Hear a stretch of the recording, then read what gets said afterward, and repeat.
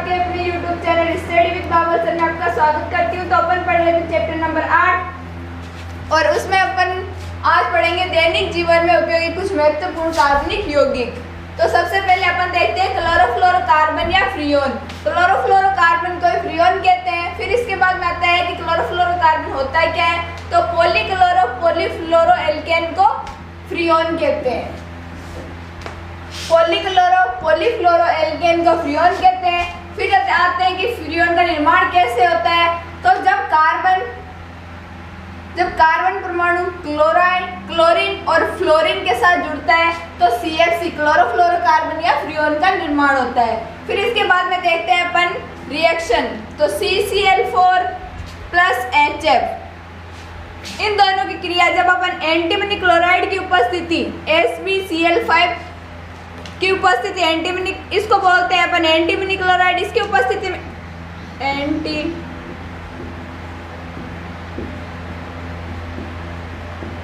Antimony chloride, और CCl4 को बोलते हैं कार्बन टेट्रा क्लोराइड।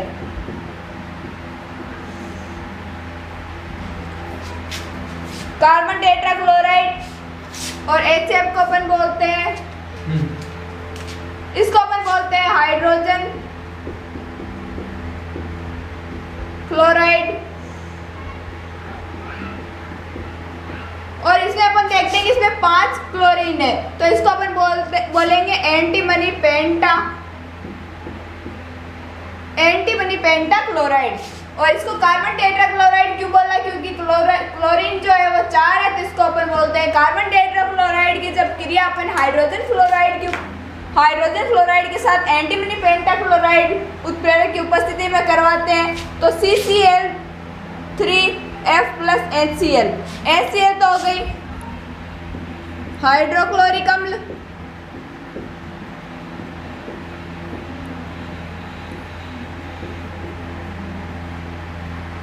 और यह हो जाएगा कार्बन ट्राइक्लोरो मोनोफ्लोरोमेथेन फ्रियोन 11। CCl3F को अपन बोलते हैं फ्रियोन 11, और ये हो गया हाइड्रोक्लोरिक अम्ल HCl। फिर इसके बाद में अपन एक बार फिर से इसकी निर्माण प्रक्रिया को देखते हैं। तो जब अपन कार्बन टेट्रा क्लोराइड CCl4 की विक्रिया हाइड्रोजन फ्लोराइड HF के साथ करवाते हैं एंटीमनी पेंटा क्लोराइड उत्प्रेरक की उपस्थिति में, तो CCl3F ट्राइक्लोरो मोनोफ्लोरोमेथेन और HCl गैस बाहर निकलती है, हाइड्रोक्लोरिक अम्ल HCl हाइड्रोक्लोरिक अम्ल बाहर निकलता है। तो अपन इसको बोल ट्राइक्लोरो मोनोफ्लोरोमेथेन को अपन फ्रियोन 11 भी बोल सकते हैं। फिर इसके बाद में आता है फ्रियोन का नामकरण। तो फ्रियोन में उपस्थित हाइड्रोजन और कार्बन के अणु की संख्या के अनुसार अपन उसका नामकरण करते हैं। तो फ्रियोन इसमें अपन ने ले लिया XYZ, तो X को अपन ने ले लिया फ्रियोन अणु में उपस्थित कार्बन परमाणु की संख्या से 1 कम। जैसे फ्रियोन कार्बन में जैसे 2 कार्बन है तो उसमें से अपन को 1 ही लेना है, क्योंकि इसमें से कार्बन परमाणु से संख्या को 1 कम करना है, तो 2 में से 1 कम कर लिया तो C1 हो गया। फिर इसके बाद में आता है Y, तो Y ये फ्रियोन अणु में उपस्थित हाइड्रोजन परमाणु की संख्या, जितनी हाइड्रोजन परमाणु की संख्या होगी, जैसे हाइड्रोजन परमाणु की संख्या 3 है तो उसमें 1 और जोड़ना है, तो ये हो गया H4। फ्रियोन अणु में उपस्थित हाइड्रोजन परमाणु की संख्या में +1। फिर इसके बाद में आता है Z यह है फ्रियोन अणु में उपस्थित फ्लोरीन परमाणु की संख्या। इसमें ना तो घटाना है और ना ही जोड़ना है, जितनी फ्लोरीन परमाणु की संख्या है उतनी लिखनी है। फिर इसके बाद में आता है मुख्य फ्रियोन का नामकरण। ये टेबल मुख्य फ्रियोन के नामकरण की है। मुख्य फ्रियोन का नामकरण,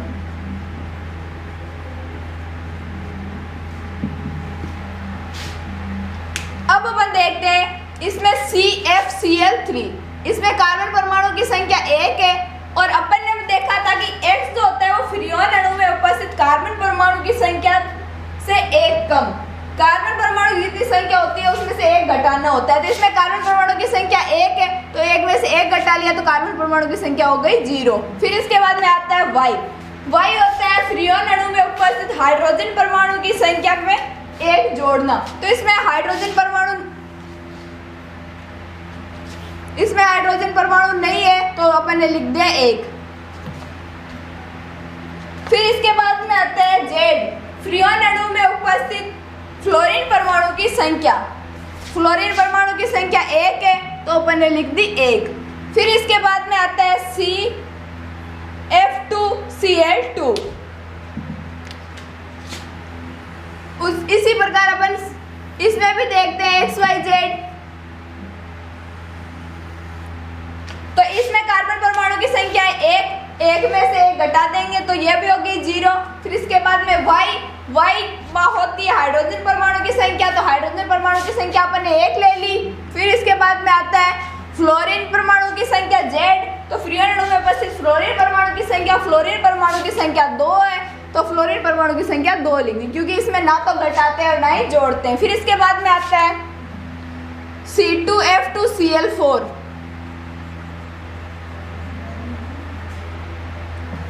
इसमें देखते हैं कि कार्बन परमाणु की संख्या है 2 तो 2 में से एक घटा दी तो 1 बच गई। फिर इसके बाद में हाइड्रोजन परमाणु अपन ने 1 ले लिया।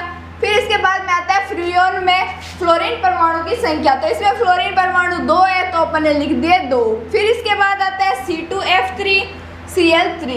कार्बन परमाणु की संख्या 2 में से एक घटा दिया तो 1। फिर इसके बाद में आता है हाइड्रोजन परमाणु की संख्या। हाइड्रोजन परमाणु की संख्या सब में अपन 1 ले रहे हैं तो यहाँ भी 1। फिर इसके बाद में आता है फ्लोरीन परमाणु की संख्या। तो फ्लोरीन परमाणु की संख्या यहाँ 3 है तो ये हो गई 3। फिर इसके बाद में आता है कि फ्रियोन का नाम, इसका नामकरण किस प्रकार करेंगे। तो इसमें कितना हो रहा है फ्रियोन 11। यहाँ तो 0 हो रहा है तो इसका तो कोई मतलब नहीं आगे के 0 का। तो वाई की संख्या भी 1 है, जेड की संख्या भी 1 है तो ये हो गई फ्रियोन 11। फिर इसके बाद में आता है फ्रियोन 12। तो वाई की संख्या 1 है और जेड की संख्या 2 है तो ये हो गए फ्रियोन 12। इन सबको अपन बोलते हैं फ्रियोन। फिर इसके बाद में आता है फ्रियोन C2F2Cl4 का नाम।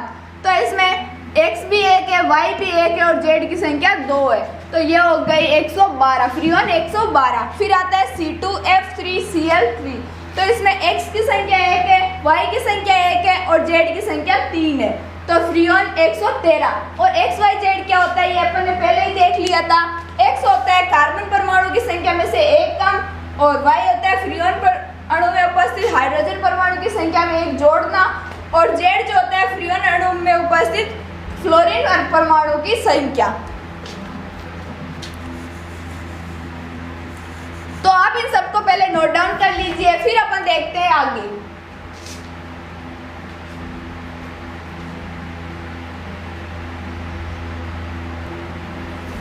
अब अपन पढ़ेंगे फ्रियोन के उपयोग।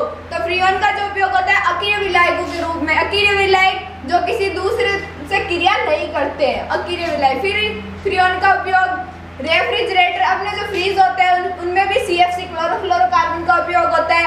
एयर कंडीशनर, शीतगृहों में प्रशीतक के रूप में। फिर इसके बाद में आता है CNG का पूरा नाम होता है संपीड़ित प्राकृतिक गैस। यदि आपसे कहीं पूछा जाए कि CNG का पूरा नाम तो संपीड़ित प्राकृतिक गैस। फिर इसके बाद में आता है CNG में कार्बन की मात्रा जो होती है वो बहुत कम होती है जिसके कारण अपन जब CNG को जलाते हैं तो इससे बहुत कम मात्रा में कार्बन डाइऑक्साइड और कार्बन मोनोऑक्साइड गैस बाहर निकलती है।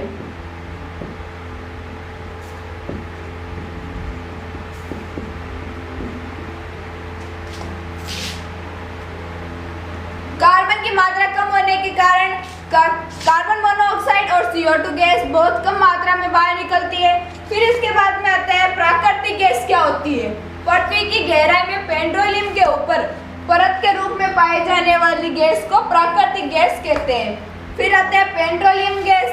पेट्रोलियम का जो प्रभाज्य आसवन विधि होती है, जब पेट्रोलियम का जब प्रभाज्य आसवन किया जाता है तो पेट्रोलियम के कई अवयवों के साथ मुक्त होने वाली गैस को पेट्रोलियम गैस कहते हैं।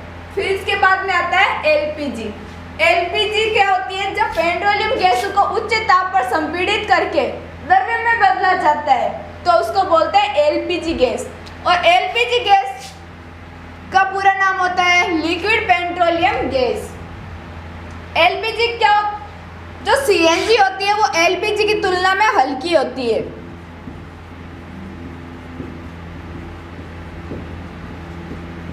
तुलना में हल्की गैस।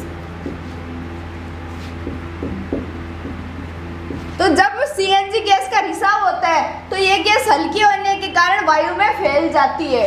और एलपीजी गैस जो होती है वो भारी होती है, जिसके कारण ये नीचे की सतह की ओर प्रवाहित होती है और इससे दुर्घटना का खतरा ज़्यादा रहता है। इसलिए एलपीजी की तुलना में सीएनजी गैस ज़्यादा अच्छी होती है। इससे पर्यावरण को हानि भी कम होती है। फिर इसके बाद में आता है सीएनजी के उपयोग कि सीएनजी का उपयोग कहाँ कहाँ होता है। एक तो ईंधन के रूप में, जो अपने घरों में अपन यूज़ करते हैं गैस टंकी, उसमें भी सीएनजी भरी हुई होती है ईंधन के रूप में। और वाहनों में पेट्रोल तथा डीजल के स्थान पर भी सीएनजी का उपयोग होता है। तो आप पहले इसको नोट डाउन कर लीजिए, फिर अपन देखते हैं आगे।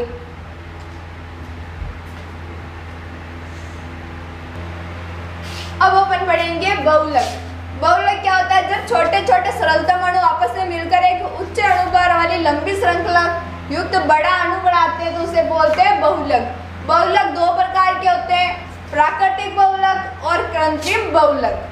प्राकृतिक बहुलक क्या होते हैं, ऐसे बहुलक जो प्रकृति से प्राप्त होते हैं, प्रकृति से सीधे प्राप्त होते हैं, उन्हें बोलते हैं प्राकृतिक बहुलक। और ऐसे बहुलक जो मानव निर्मित होते हैं उन्हें बोलते हैं कृत्रिम बहुलक या संश्लेषित बहुलक।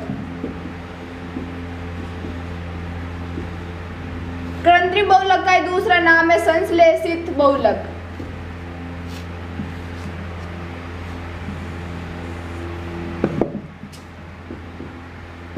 संश्लेषित बहुलक। फिर इसके बाद में आता है प्राकृतिक बहुलक के एग्जाम्पल है प्राकृतिक रबर, स्टार्च, इसको बोलते हैं शर्करा, सेल्यूलोज, रेजिन, इसको बोलते हैं गोंद। फिर इसके बाद में आता है प्राकृतिक रबर। प्राकृतिक रबर की डेफिनेशन, ये एक वृक्ष से द्रव्य के रूप में प्राप्त होता है जिसे रबर सीड या लेटेक्स कहते हैं। फिर इसके बाद में प्राकृतिक रबर जो होता है वो आइसोप्रोपीन का बहुलक होता है। ये चीज इंपॉर्टेंट है, अगर आपसे पूछा जाए एक नंबर के क्वेश्चन में कि प्राकृतिक रबर किस हाइड्रोकार्बन का बहुलक है तो आप लिख सकते हो आइसोप्रोपीन। फिर इसके बाद में आता है NCH2 double bond CH, CH3 double bond CH2। और इस क्रिया को अपन बोलते हैं बहुलीकरण। जब ये एक बड़ा अणु बनता है जिसको उस क्रिया को तो इसको तो बोलते हैं अपन बहुलक और इस क्रिया को बोलते हैं बहुलीकरण। तो जब अपन, ये हो गया आइसोप्रोपीन। जब अपन आइसोप्रोपीन का बहुलीकरण करते हैं तो poly isopropene CH2, CH double bond C, CH3 और CH2। इसका डैश का मतलब हुआ कि यहाँ और भी श्रृंखला जुड़ सकती है, और भी बड़ा अणु बन सकता है। तो इसको बोलेंगे अपन पॉली आइसोप्रोपीन। और यहाँ इसका दूसरा नाम होता है प्राकृतिक रबर। पॉली आइसोप्रोपीन भी बोल सकते हो और प्राकृतिक रबर भी आप इसको बोल सकते हो। फिर इसके बाद में आता है कृत्रिम बहुलक। तो कृत्रिम बहुलक को मैंने आपको बता ही दिया, संश्लेषित बहुलक भी अपन बोल सकते हैं। फिर इसके बाद में आता है कि ये बहुलक मानव निर्मित बहुलक होता है। इसका एग्जाम्पल है कृत्रिम रेशे, प्लास्टिक, संश्लेषित रबर। फिर अपन पढ़ते हैं कृत्रिम रेशे में। तो कृत्रिम रेशे का उदाहरण होता है एक तो नायलॉन 66, एक टेरिन और एक होता है रियोन। अब अपन इन तीनों को विस्तार से पढ़ेंगे, पहले आप इनको नोट डाउन कर लीजिए, फिर अपन देखते हैं आगे।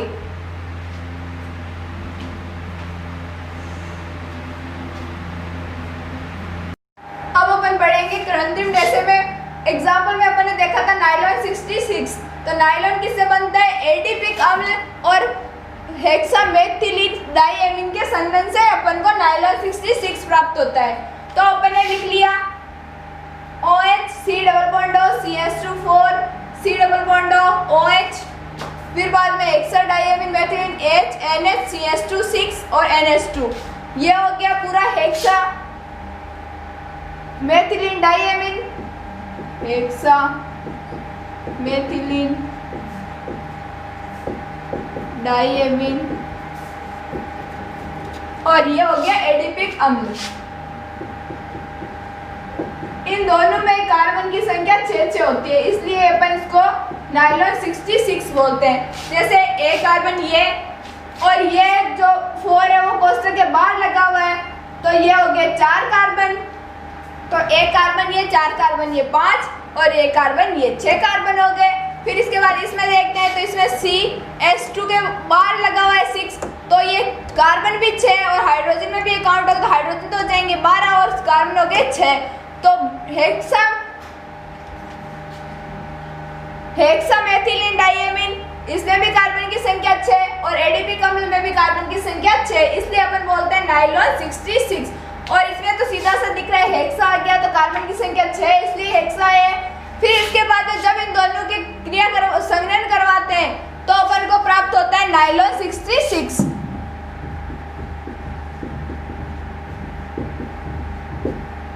नाइलॉन 66 अपन को कैसे प्राप्त हुआ?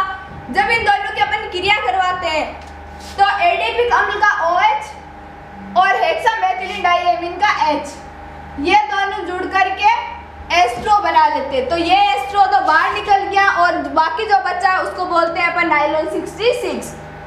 फिर इसके बाद में अपन देखते हैं नाइलॉन 66 के उपयोग। तो मशीनों में गियर बेरिंग बनाने में, और उसका दूसरा उपयोग होता है टायर, कपड़े, रेसे, रस्सियां आदि बनाने में। फिर इसके बाद में आता है इसका कृत्रिम रेसे का सेकंड एग्जांपल टेरिलीन, इसको अपन डेक्रोन भी बोल सकते हैं। जब एथिलीन ग्लाइकोल और टेरेलिक अम्ल को संग्रहित किया जाता है तो टेरिलीन का निर्माण होता है। तो इसमें अपन ने लिख लिया, यह हो गया ethylene glycol NOH CH2 CH2OH, ये हो गया एथिलीन ग्लाइकोल, और ये हो गया टेरेलिक अम्ल OH C double bond O C double bond O और OH। इसमें क्या होता है, इसमें भी ये एक तो H और ये एक OH, ये दोनों जुड़ करके एस्ट्रो बना लेते हैं, और बाकी जो बचा उसको अपन बोलते हैं टेरिलीन या डेक्रोन। इसको अपन पॉलीएथिलीन टरथेलेट बहुलक भी बोल सकते हैं। फिर इसके बाद में आता है टेरिलीन के उपयोग। कपड़े, नावों की पोल, बेल्ट, चुंबकीय टेप, फिल्म जिसको अपन तस्वीर बोलते हैं, बनाने में भी टेरिलीन का उपयोग होता है। फिर इसके बाद में आता है रेयन। तो रेयन का निर्माण अपन कैसे करेंगे? जब अपन कागज को NaOH को अपन बोलते हैं सोडियम हाइड्रोक्साइड, जब अपन कागज को सोडियम हाइड्रोक्साइड के विलयन में भिगोते हैं, इसको भिगोकर जब अपन कागज को सोडियम हाइड्रोक्साइड के विलयन में भिगोकर कार्बन डाइसल्फाइड के विलयन में से गुजारा जाता है। फिर इसको गुजारने के बाद अपन इसको महीन छिद्र में से, इस पूरे विलयन को महीन छिद्र में से गुजारते हैं, और महीन छिद्र में से गुजार कर इसको अपन तनु एस्ट्रो SO4 के विलयन में डालते हैं, तो रेयन के संश्लिष्ट रेसे प्राप्त होते हैं। और रेयन के जो रेसे होते हैं वो चमकदार रेसे होते हैं, चमकदार रेसे। जब अपन कागज को NaOH सोडियम हाइड्रोक्साइड के विलयन में भिगोकर कार्बन सल्फाइड के विलयन में से गुजारते हैं, फिर इस पूरे विलयन को अपन महीन छिद्र में से गुजारते हैं, और महीन छिद्र में से गुजार कर इसमें तनु एस्ट्रो SO4 डालते हैं, तो रेयन के चमकदार रेसे प्राप्त होते हैं। फिर इसके बाद में अपन देखते हैं रेयन के उपयोग। तो रेयन का उपयोग होता है वस्त्र, धागे, दरिया आदि बनाने में, क्योंकि रेयन के रेसे प्राप्त होते हैं, और अपन को पता है कपड़ों में, धागों में, सब में रेसे होते हैं, तो इसका उपयोग है वस्त्र, धागे, दरिया आदि बनाने में। तो आप पहले इसको नोट डाउन कर लीजिए, फिर अपन देखते हैं आगे।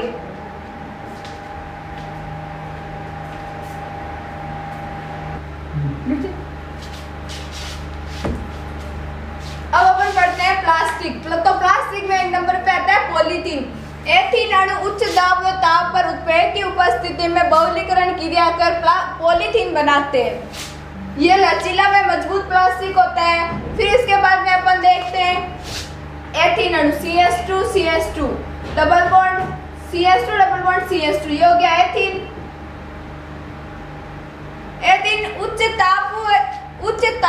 जहाँ पर उत्प्रेरक की उपस्थिति में बहुलीकरण क्रिया कर, ये बहुलीकरण क्रिया को दर्शा रहा है और ये पॉलीथीन का निर्माण हो रहा है। फिर इसके बाद में आता है इसका उपयोग थैलियाँ, सांचे में डली वस्तुएं, पाइप, ट्यूब आदि बनाने में। फिर इसके बाद में आता है पॉलीवाइनिल क्लोराइड, इसको अपन बोलते हैं पीवीसी। विनाइल क्लोराइड के बहुलीकरण से पॉलीविनाइल क्लोराइड का निर्माण होता है। तो अपन ने ले लिया vinyl chloride CH2 double bond CH Cl। जब इसका बहुलीकरण करवाते हैं तो polyvinyl chloride PVC CH2 CH और Cl का निर्माण होता है। फिर इसके बाद में आता है पॉलीविनाइल क्लोराइड के उपयोग पाइप, जूते, चप्पल, थैले, बरसाती कपड़े, खिलौने ये सब बनाने में PVC का उपयोग होता है। फिर इसके बाद अपन देखते हैं पॉलीएक्रिलोनाइट्राइल। विनाइल साइनाइड के बहुलीकरण से पॉलीएक्रिलोनाइट्राइल का निर्माण होता है। CH2 double bond CHCN, cyanide आ रहा है तो ये CN ग्रुप जुड़ रहा है यहाँ। जब इसका अपन बहुलीकरण करवाते हैं तो CH2 CH और ये CN पॉलीविनाइल साइनाइड का निर्माण होता है।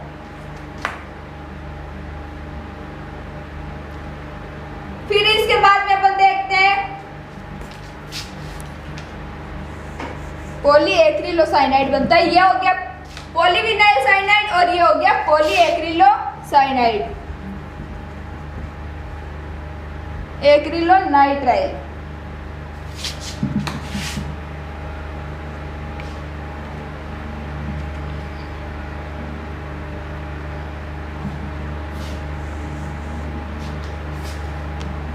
ये बनेगा पॉलीविनाइल साइनाइड भी बोल सकते हैं अपन इसको, साइनाइड, या अपन इसको बोल सकते हैं पॉलीएक्रिलोनाइट्राइल, पॉलीएक्रिलोनाइट्राइल।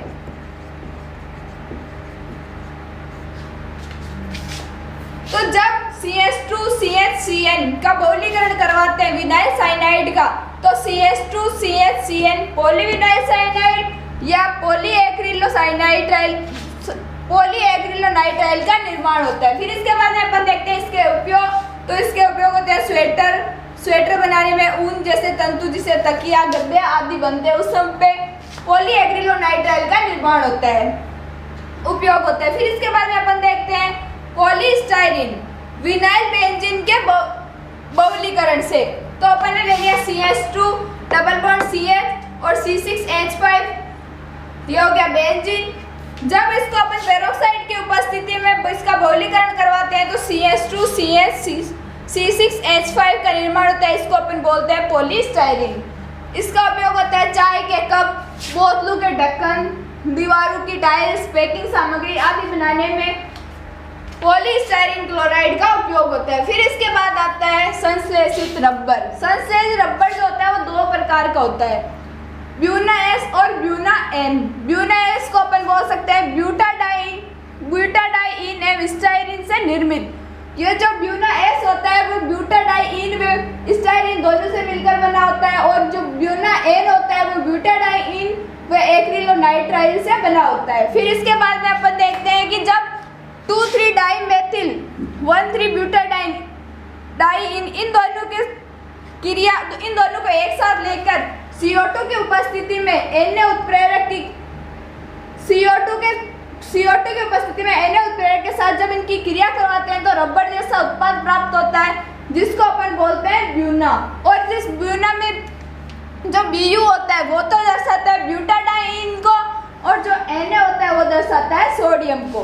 फिर इसके बाद में आते हैं इसके उपयोग। तो इसका उपयोग होता है तेल की टंकियों बनाने में, टायर ट्यूब, चिकित्सा के उपकरण में, पेट्रोल के नल बनाने में, जूतों के तले बनाने में, इन सब में संश्लेषित रबर का उपयोग होता है। तो आज की क्लास के लिए बस इतना ही। अपना ये चैप्टर कंप्लीट हो चुका है। अगर किसी स्टूडेंट को डाउट हो तो आप कमेंट बॉक्स में पूछ सकते हो।